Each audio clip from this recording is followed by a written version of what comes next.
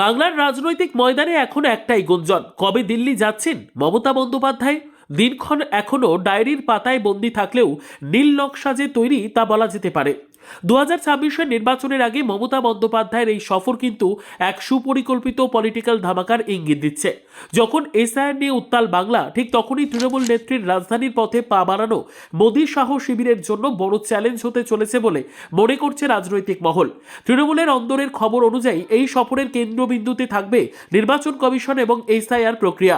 বিশ্লেষকরা বলছেন, ভোটার তালিকা থেকে বৈধ নাম বাদ পড়ার অভিযোগকে মমতা বন্দ্যোপাধ্যায় কেবল বাংলার গণ্ডিতে সীমাবদ্ধ রাখতে চান না।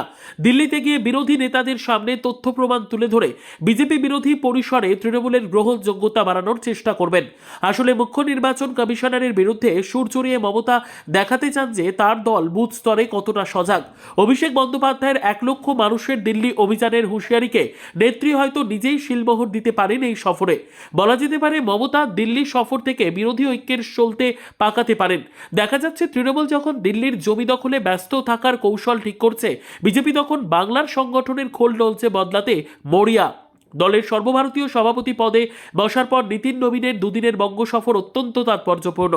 এসআইআর নিয়ে অবশ্য বিজেপির লক্ষ্য স্পষ্ট, তা হলো ভোটার তালিকা থেকে ভুয়ো নাম ছেঁটে ফেলার পাশাপাশি দলের বুথ স্তরের শক্তি বাড়ানোর কৌশল ঠিক করা।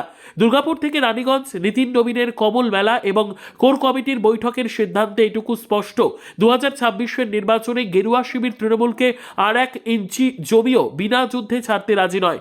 তাদের কৌশলে প্রাধান্য পাচ্ছে রাজ্যের আর্থিক দুর্দশা এবং দুর্নীতির ইস্যুগুলি। রাজনৈতিক বিশ্লেষকরা মনে করছেন, মমতা বন্দ্যোপাধ্যায়ের দিল্লি সফরে যদি সত্যি এসআইআরের ভুক্তভোগী পরিবারগুলিকে নিয়ে যাওয়ার পরিকল্পনা বাস্তবায়িত হয়, তবে তা জাতীয় রাজনীতিতে এক নতুন মাত্রা যোগ করবে। অন্যদিকে নীতিন নবীনের হাত ধরে বঙ্গ বিজেপি কতটা তৃণমূলের দুর্গে শীত কাটতে পারে, সেটাই এখন দেখার বিষয়। আগামী দিনে দিল্লির রাজপথ কি বাংলার প্রতিবাদে উত্তাল হবে? এই প্রশ্নের উত্তর লুকিয়ে আছে মমতার ফ্লাইটের টিকিট চূড়ান্ত হওয়ার মধ্যেই। Bureau report, digital news Bangla.